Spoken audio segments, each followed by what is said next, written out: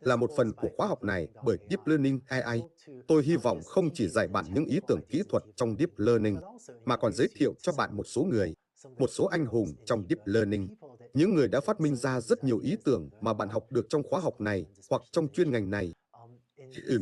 Trong những video này, tôi cũng hy vọng sẽ hỏi những nhà lãnh đạo Deep Learning này để đưa ra cho bạn lời khuyên về sự nghiệp, về cách bạn có thể dấn thân vào Deep Learning, về cách bạn có thể nghiên cứu hoặc tìm một công việc trong Deep Learning. Là người đầu tiên trong loạt phỏng vấn này, tôi rất vui được giới thiệu với bạn một cuộc phỏng vấn với Jeffrey Hinton. Chào mừng Jeff, và cảm ơn bạn đã thực hiện cuộc phỏng vấn này với Deep Learning AI. Cảm ơn bạn đã mời tôi. Tôi nghĩ rằng tại thời điểm này, bạn hơn bất kỳ ai khác trên hành tinh này đã phát minh ra rất nhiều ý tưởng đằng sau Deep Learning, và rất nhiều người đã gọi bạn là cha đỡ đầu của Deep Learning.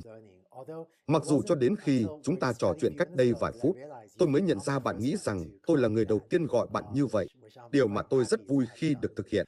Nhưng điều tôi muốn hỏi là, nhiều người biết đến bạn như một huyền thoại. Tôi muốn hỏi về câu chuyện cá nhân của bạn đằng sau một huyền thoại. Vậy bạn đã tham gia vào, quay trở lại rất xa, làm thế nào bạn tham gia vào AI và Machine Learning và mạng neuron? Vì vậy, khi tôi còn học trung học, tôi có một người bạn cùng lớp luôn giỏi hơn tôi về mọi thứ. Anh ấy là một nhà toán học xuất sắc. Và một hôm anh ấy đến trường và nói, bạn có biết bộ não sử dụng hologram không? Và tôi đoán đó là khoảng 1966. Và tôi nói kiểu như hologram là gì? Và anh ấy giải thích rằng trong một hologram, bạn có thể cắt bỏ một nửa của nó và bạn vẫn có được toàn bộ hình ảnh. Và những ký ức trong não có thể được phân phối trên toàn bộ não. Và vì vậy, tôi đoán anh ấy đã đọc về các thí nghiệm của Lashley, nơi bạn cắt bỏ các phần của não chuột, và phát hiện ra rằng rất khó để tìm thấy một phần nơi nó lưu trữ một ký ức cụ thể. Vì vậy, đó là điều đầu tiên khiến tôi quan tâm đến việc bộ não lưu trữ ký ức như thế nào. Và sau đó khi tôi vào đại học, tôi bắt đầu học sinh lý học và vật lý. Tôi nghĩ khi tôi ở Cambridge, tôi là sinh viên đại học duy nhất học sinh lý học và vật lý. Và sau đó tôi từ bỏ điều đó và cố gắng học triết học, bởi vì tôi nghĩ rằng điều đó có thể cho tôi cái nhìn sâu sắc hơn. Nhưng điều đó đối với tôi dường như thiếu cách để phân biệt khi họ nói điều gì đó sai. Và vì vậy, sau đó tôi chuyển sang tâm lý học. Và trong tâm lý học, họ có những lý thuyết rất đơn giản, và đối với tôi, nó dường như là hoàn toàn không đủ để giải thích những gì bộ não đang làm. Vì vậy, sau đó tôi đã dành một chút thời gian và trở thành một thợ mộc, và sau đó tôi quyết định tôi sẽ thử AI, và tôi đã đến Edinburgh để học AI với Longit Higgins, và ông ấy đã thực hiện công việc rất tốt về mạng neuron. Và ông ấy vừa từ bỏ mạng neuron và rất ấn tượng với luận án của Winograd. Vì vậy, khi tôi đến, ông ấy nghĩ rằng tôi đang làm những thứ lỗi thời này và tôi nên bắt đầu với AI ký hiệu.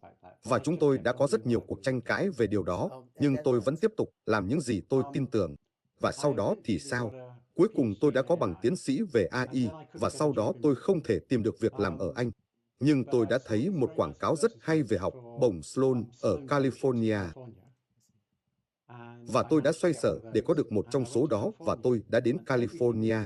Và mọi thứ ở đó đều khác. Vì vậy, ở Anh, mạng neuron được coi là ngớ ngẩn. Và ở California, John Norman và David Ronald Hart rất cởi mở với những ý tưởng về mạng neuron. Đó là lần đầu tiên tôi ở một nơi mà suy nghĩ về cách bộ não hoạt động và suy nghĩ về cách điều đó có thể liên quan đến tâm lý học, được xem là một điều rất tích cực và ở đó rất vui. Đặc biệt, cộng tác với David Romeo Hart là rất tuyệt. Tôi hiểu rồi, tuyệt vời. Vì vậy, đây là khi bạn ở UCSD và bạn và Romeo Hart khoảng 1982 đã viết bài báo lan truyền về lan truyền ngược, phải không? Thực ra, nó phức tạp hơn thế. Chuyện gì đã xảy ra? Vào, tôi nghĩ, đầu năm 1982, David Romeo Hart và tôi và John Williams, giữa chúng tôi, đã phát triển thuật toán lan truyền ngược. Đó chủ yếu là ý tưởng của David Romeo Hart. Sau đó chúng tôi phát hiện ra rằng nhiều người khác đã phát minh ra nó. David Parker đã phát minh ra nó, có lẽ là sau chúng tôi, nhưng trước khi chúng tôi xuất bản. Paul Werbos đã xuất bản nó từ vài năm trước đó, nhưng không ai chú ý nhiều đến nó. Và có những người khác đã phát triển các thuật toán rất giống nhau. Không rõ ý nghĩa của lan truyền ngược là gì, nhưng sử dụng quy tắc chuỗi để có được đạo hàm không phải là một ý tưởng mới. Tại sao bạn nghĩ rằng bài báo của bạn đã giúp cộng đồng nắm bắt được lan truyền ngược? Có vẻ như bài báo của bạn đã đánh dấu một bước ngoặt trong việc chấp nhận thuật toán này, bất cứ ai chấp nhận nó. Vì vậy, chúng tôi đã xoay sở để có được một bài báo trên Nature vào năm 1986, và tôi đã làm khá nhiều công việc chính trị để bài báo được chấp nhận. Tôi đã phát hiện ra rằng một trong những người phản biện có lẽ sẽ là Stuart Sutherland, một nhà tâm lý học nổi tiếng ở Anh, và tôi đã đến và nói chuyện với ông ấy trong một thời gian dài và giải thích cho ông ấy chính xác những gì đang diễn ra. Và ông ấy rất ấn tượng bởi thực tế là chúng tôi đã chỉ ra rằng lan truyền ngược có thể học các biểu diễn cho các từ. Và bạn có thể nhìn vào những biểu diễn đó, đó là những vector nhỏ, và bạn có thể hiểu ý nghĩa của các đặc trưng riêng lẻ. Vì vậy, chúng tôi thực sự đã huấn luyện nó trên các bộ ba từ nhỏ về cây gia đình, như Mary có mẹ Victoria. Và bạn sẽ cung cấp cho nó hai từ đầu tiên, và nó sẽ phải dự đoán từ cuối cùng. Và sau khi bạn huấn luyện nó, bạn có thể thấy tất cả các loại đặc trưng trong biểu diễn của các từ riêng lẻ, như quốc tịch của người đó và thế hệ của họ, họ thuộc nhánh nào của cây gia đình, v.v. Đó là điều khiến Stuart Sutherland thực sự ấn tượng với nó, và tôi nghĩ đó là lý do tại sao bài báo được chấp nhận. Những nhúng từ rất sớm, và bạn đã thấy các đặc trưng học được về ý nghĩa ngữ nghĩa xuất hiện từ thuật toán huấn luyện. Vâng, vì vậy, từ quan điểm của một nhà tâm lý học, điều thú vị là nó thống nhất hai luồng ý tưởng hoàn toàn khác nhau về kiến thức là như thế nào. Vì vậy, có quan điểm cũ của nhà tâm lý học rằng một khái niệm chỉ là một Bengaliger, Bengali-Trioka, Bengali-Chơ, Bengali-Hersunto, Bengali-Chơ lớn các đặc trưng, và có rất nhiều bằng chứng cho điều đó. Và sau đó là quan điểm AI vào thời điểm đó, đó là một quan điểm cấu trúc hơn nhiều, đó là một khái niệm là cách nó liên quan đến các khái niệm khác. Và để nắm bắt một khái niệm, bạn sẽ phải làm một cái gì đó giống như một cấu trúc đồ thị, hoặc có thể là một mạng ngữ nghĩa.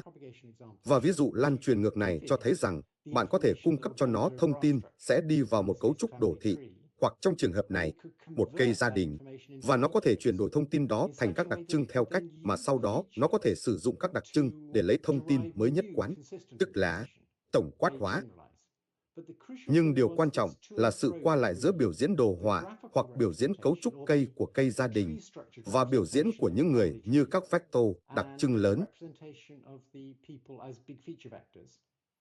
Và thực tế là bạn có thể, từ biểu diễn giống như đồ thị, bạn có thể đến các vector đặc trưng, và từ các vector đặc trưng, bạn có thể có được nhiều hơn biểu diễn giống như đồ thị. Vậy đây là năm 1986. Vào đầu những năm 90, Bengio đã chỉ ra rằng bạn thực sự có thể lấy dữ liệu thực, bạn có thể lấy văn bản tiếng Anh và áp dụng các kỹ thuật tương tự ở đó, và có được nhúng cho các từ thực từ văn bản tiếng Anh. Và điều đó đã gây ấn tượng với rất nhiều người. Tôi đoán gần đây chúng ta đã nói rất nhiều về việc các máy tính nhanh như GPU và siêu máy tính đang thúc đẩy Deep Learning. Tôi đã không nhận ra rằng trở lại giữa năm 1986 và đầu những năm 90, có vẻ như giữa bạn và Denjo đã có sự khởi đầu của xu hướng này. Vâng, đã có một tiến bộ lớn.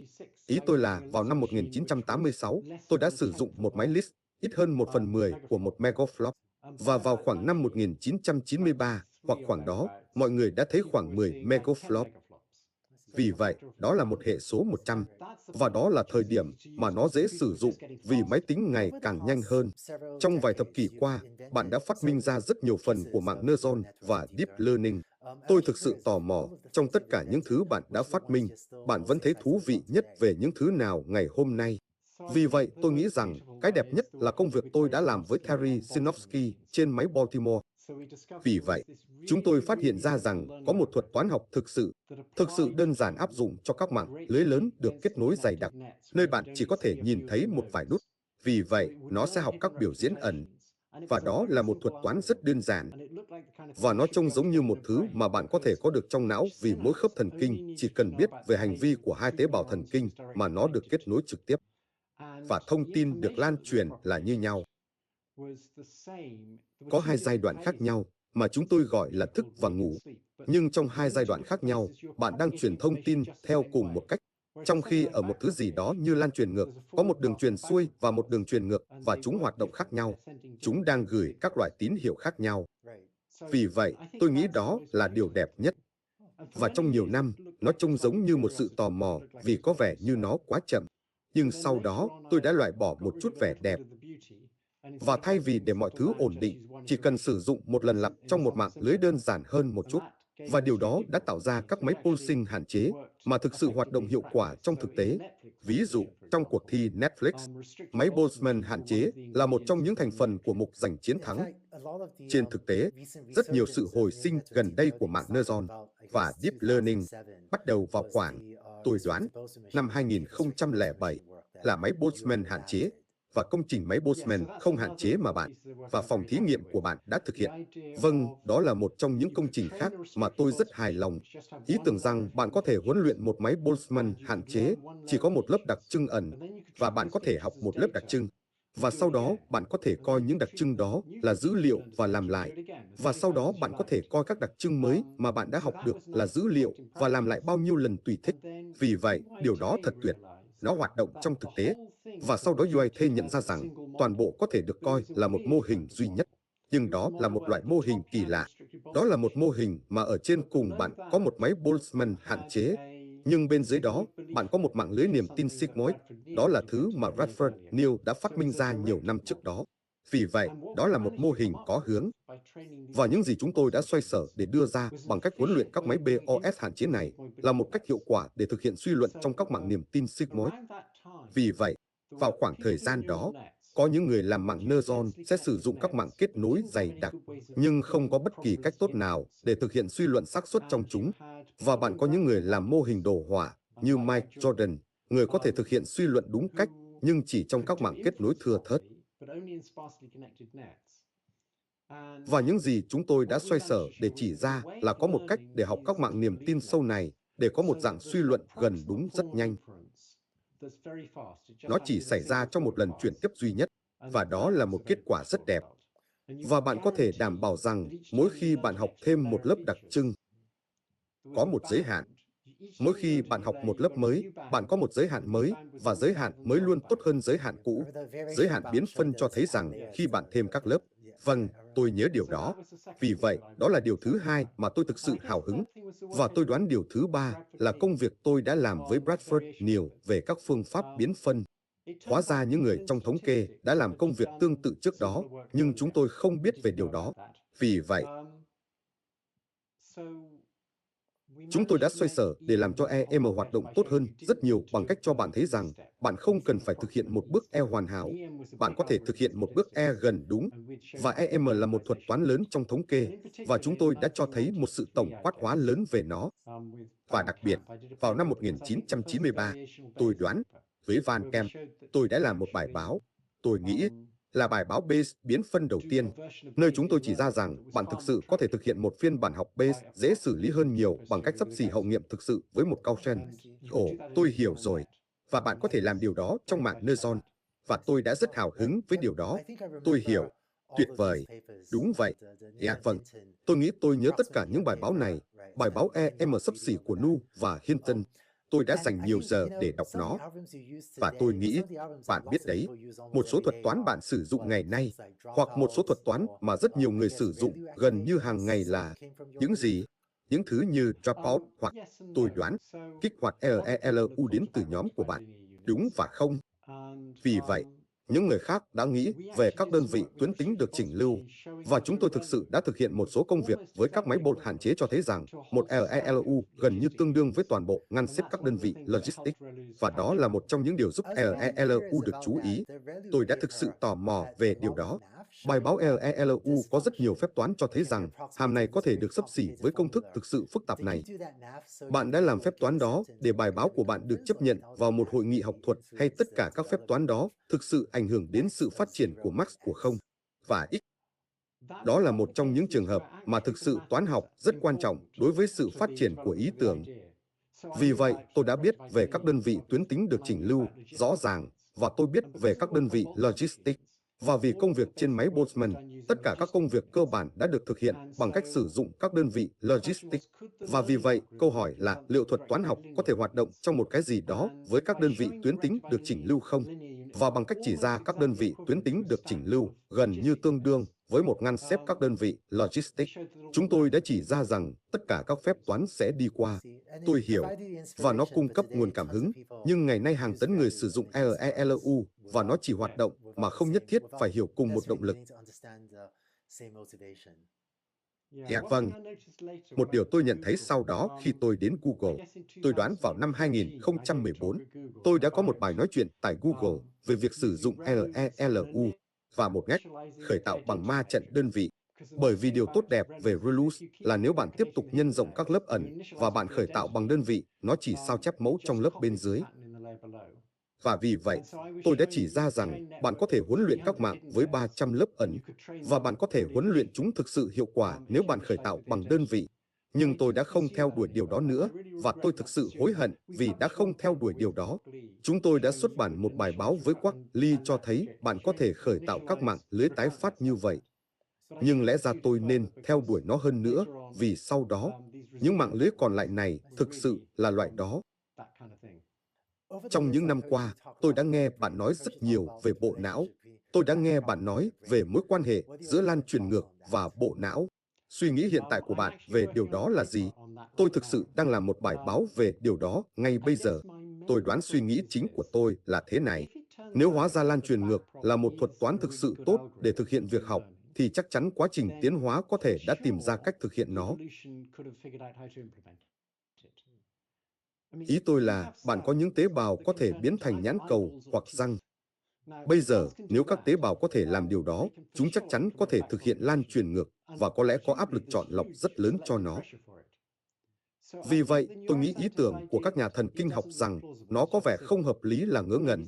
Có thể có một số triển khai tinh tế của nó. Và tôi nghĩ rằng bộ não có thể có một cái gì đó có thể không chính xác là lan truyền ngược, nhưng nó khá gần với nó. Và trong những năm qua, tôi đã đưa ra một số ý tưởng về cách điều này có thể hoạt động. Vì vậy, vào năm 1987, làm việc với J. McColland, tôi đã đưa ra thuật toán tuần hoàn lại. Ý tưởng là bạn gửi thông tin vòng quanh một vòng lặp, và bạn cố gắng làm cho mọi thứ không thay đổi khi thông tin đi quanh vòng lặp này. Vì vậy, phiên bản đơn giản nhất là bạn có các đơn vị đầu vào và các đơn vị ẩn, và bạn gửi thông tin từ đầu vào đến ẩn, và sau đó trở lại đầu vào, và sau đó trở lại ẩn, và sau đó trở lại đầu vào, v.v. và những gì bạn muốn. Bạn muốn huấn luyện một bộ mã hóa tự động, nhưng bạn muốn huấn luyện nó mà không cần phải thực hiện lan truyền ngược. Vì vậy, bạn chỉ cần huấn luyện nó để cố gắng loại bỏ tất cả các biến thể trong các hoạt động. Vì vậy, ý tưởng là quy tắc học tập cho khớp thần kinh là thay đổi trọng số theo tỷ lệ với đầu vào trước khớp thần kinh, và theo tỷ lệ với tốc độ thay đổi của đầu vào sau khớp thần kinh. Nhưng trong tuần hoàn lại, bạn đang cố gắng tạo ra đầu vào sau khớp thần kinh. Bạn đang cố gắng làm cho cái cũ tốt và cái mới trở nên tồi tệ. Vì vậy, bạn đang thay đổi nó theo hướng đó. Và chúng tôi đã phát minh ra thuật toán này trước khi các nhà thần kinh học đưa ra tính dẻo phụ thuộc thời gian tăng đột biến. Tính dẻo phụ thuộc thời gian tăng đột biến thực sự là cùng một thuật toán nhưng theo cách khác. Trong đó điều mới là tốt, và điều cũ là xấu trong quy tắc học tập. Vì vậy, bạn đang thay đổi trọng số theo tỷ lệ với hoạt động trước khớp thần kinh nhân với hoạt động sau khớp thần kinh mới trừ đi cái cũ. Sau đó, tôi nhận ra vào năm 2007 rằng nếu bạn lấy một chồng máy Boltzmann hạn chế và bạn huấn luyện nó, sau khi nó được huấn luyện, sau đó bạn có chính xác các điều kiện phù hợp để thực hiện lan truyền ngược bằng cách chỉ cố gắng tái tạo lại. Nếu bạn nhìn vào lối tái tạo, mà lối tái tạo đó thực sự sẽ cho bạn biết đạo hàm của hiệu suất phân biệt.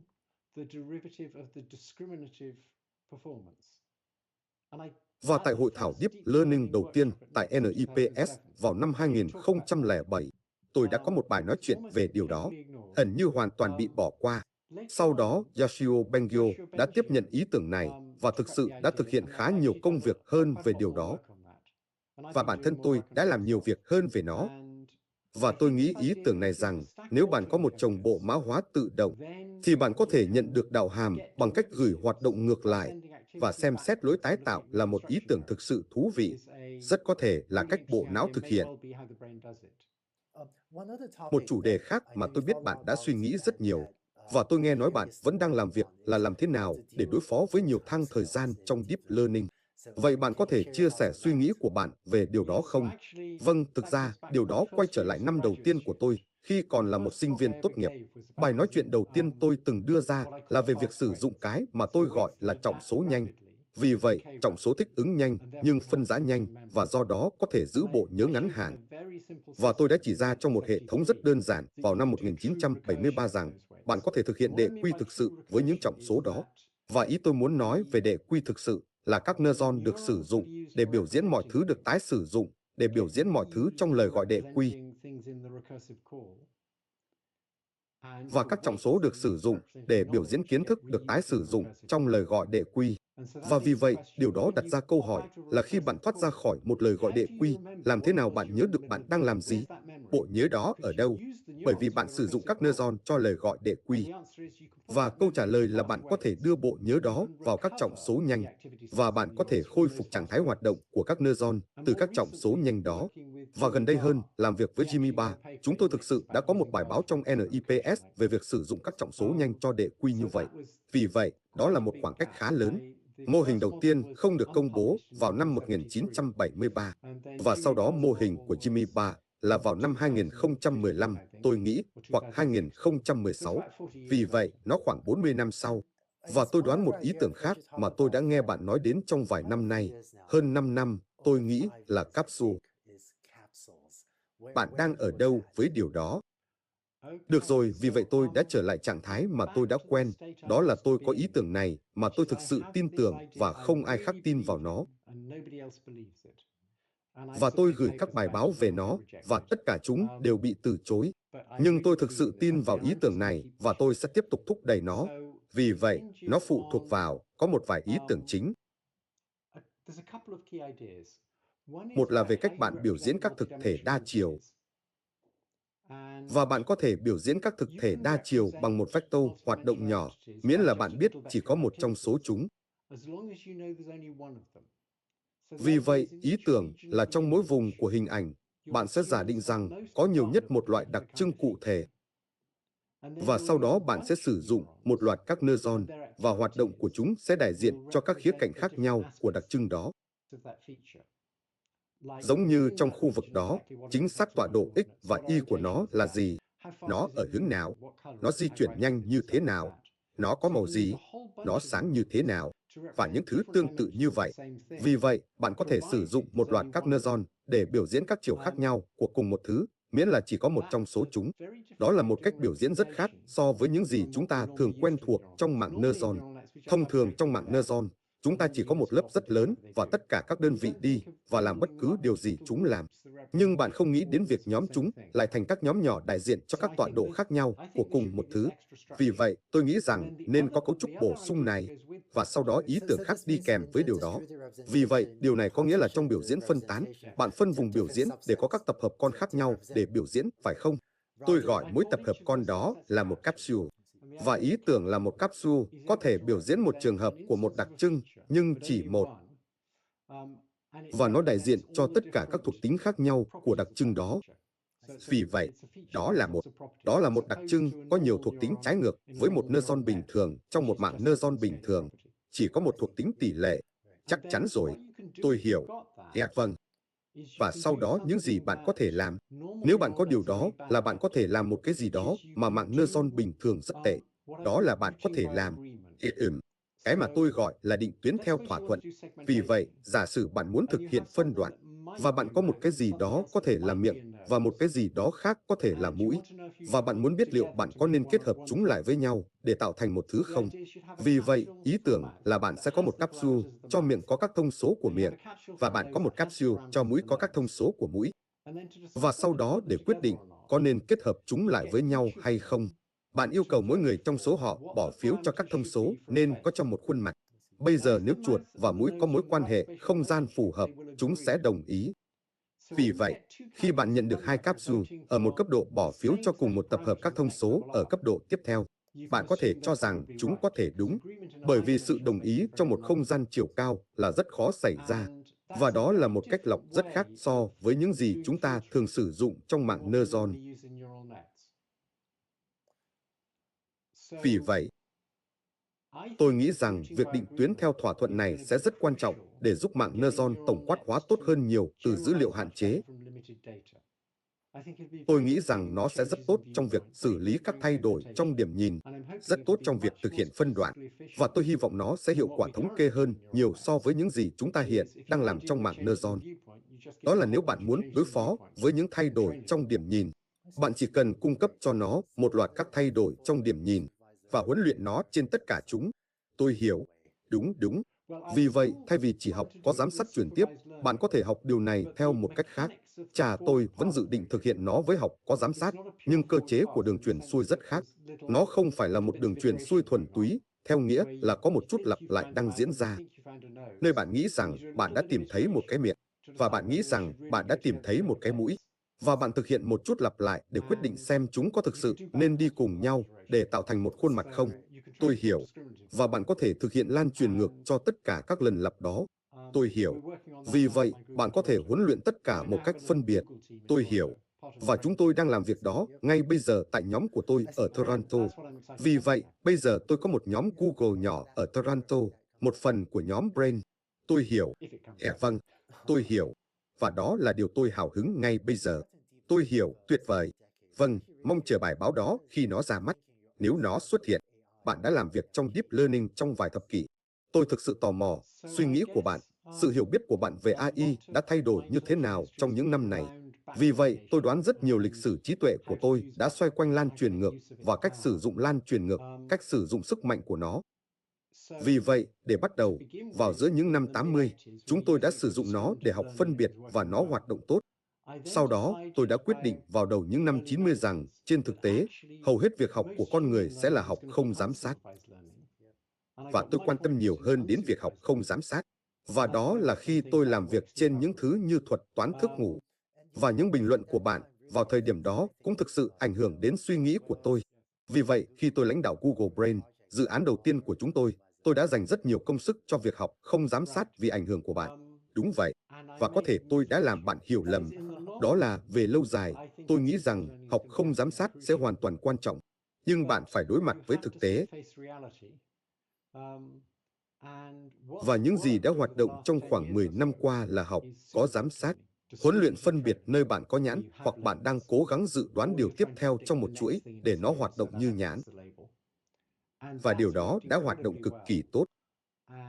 Và tôi vẫn tin rằng học không giám sát sẽ rất quan trọng và mọi thứ sẽ hoạt động tốt hơn rất nhiều so với hiện tại khi chúng ta làm cho nó hoạt động đúng. Nhưng chúng ta vẫn chưa làm được.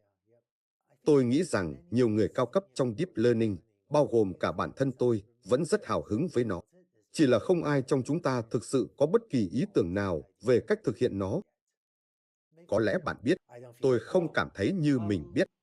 Bộ mã hóa tự động biến phân nơi bạn sử dụng thủ thuật tái tham số hóa dường như là một ý tưởng thực sự hay. Và mạng đối nghịch tạo sinh cũng có vẻ với tôi là một ý tưởng thực sự hay. Tôi nghĩ rằng mạng đối nghịch tạo sinh là một trong những ý tưởng lớn nhất trong Deep Learning mà thực sự mới. Tôi hiểu, vâng. Tôi hy vọng tôi có thể làm cho Capsule thành công như vậy. Nhưng hiện tại, mạng lưới đối nghịch bộ phận sinh dục, tôi nghĩ, đã là một bước đột phá lớn. Điều gì đã xảy ra với tính thưa thớt và các đặc trưng chậm? Đó là hai trong số các nguyên tắc khác để xây dựng các mô hình không giám sát. Tôi chưa bao giờ lớn về tính thưa thớt như bạn, Bossy. Được rồi. Các đặc trưng chậm tôi nghĩ là một sai lầm. Bạn không nên nói chậm, ý tưởng cơ bản là đúng, nhưng bạn không nên tìm kiếm các đặc trưng không thay đổi. Bạn nên tìm kiếm các đặc trưng thay đổi theo những cách có thể dự đoán được. Vì vậy, đây là một loại nguyên tắc cơ bản về cách bạn mô hình hóa bất cứ điều gì. Bạn lấy các phép đo của mình, và bạn áp dụng các phép biến đổi phi tuyến cho các phép đo của mình cho đến khi bạn có được một biểu diễn như một vector, trạng thái trong đó hành động là tuyến tính. Vì vậy, bạn không chỉ giả vờ nó tuyến tính như bạn làm với bộ lọc Kalman, mà bạn thực sự tìm thấy một phép biến đổi từ các quan sát được sang các biến cơ bản mà các phép toán tuyến tính như nhân ma trận trên các biến cơ bản sẽ thực hiện công việc. Ví dụ, nếu bạn muốn thay đổi điểm nhìn, nếu bạn muốn tạo một hình ảnh từ một điểm nhìn khác, bạn nên làm gì là đi từ các pixel đến tọa độ. Và một khi bạn đã có được biểu diễn tọa độ, đó là loại điều mà tôi hy vọng capsule sẽ tìm thấy. Sau đó bạn có thể thực hiện phép nhân ma trận để thay đổi điểm nhìn, và sau đó bạn có thể ánh xạ nó trở lại pixel. Đúng vậy, đó là lý do tại sao bạn đã làm tất cả những điều đó. Đó là một nguyên tắc rất chung chung. Đó là lý do tại sao bạn đã làm tất cả công việc đó về tổng hợp pha, phải không? Chúng tôi lấy một pha và nén nó thành một vector chiều rất thấp và cho bạn thấy bạn có thể lấp đầy nó và lấy lại các pha khác. Tôi có một sinh viên đã làm việc đó. Tôi hiểu rồi. Tôi đã không làm nhiều công việc đó, nhưng tôi hiểu rồi. Tôi chắc rằng bạn vẫn luôn được hỏi, nếu ai đó muốn dấn thân vào Deep Learning, họ nên làm gì? Vậy bạn có lời khuyên gì?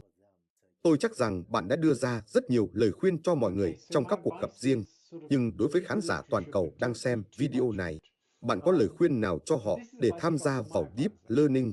Được rồi, vì vậy, lời khuyên của tôi là đọc tài liệu, nhưng đừng đọc quá nhiều. Vì vậy, đây là lời khuyên tôi nhận được từ cố vấn của tôi. Điều này rất khác với những gì hầu hết mọi người nói.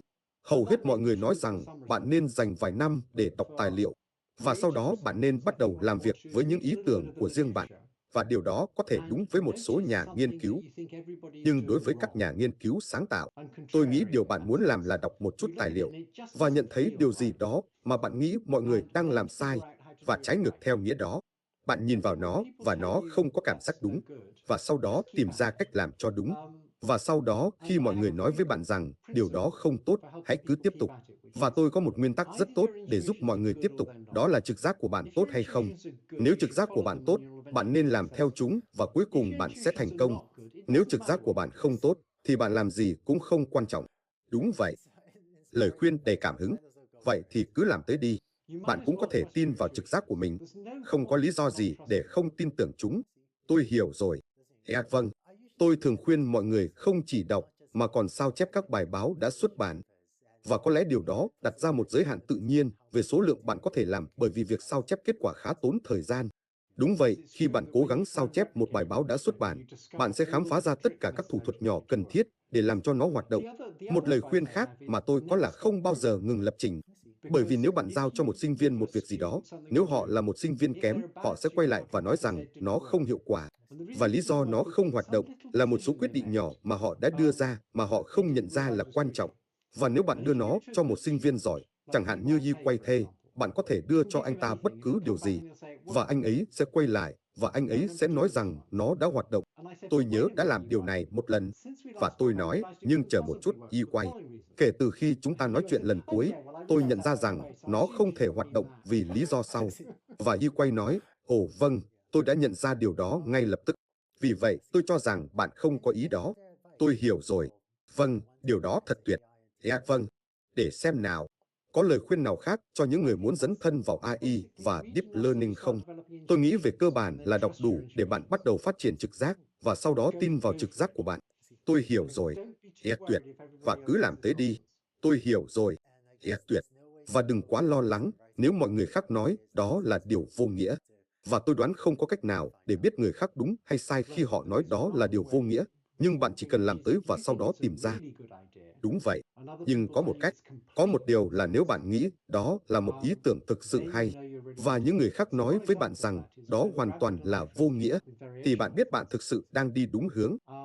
Vì vậy, một ví dụ về điều đó là khi Radford và tôi lần đầu tiên đưa ra các phương pháp biến phân, tôi đã gửi thư giải thích điều đó cho một cựu sinh viên của tôi tên là Peter Brown, người biết rất nhiều về EM, và anh ấy đã cho những người làm việc với anh ấy xem, được gọi là anh em nhà Della Pietra.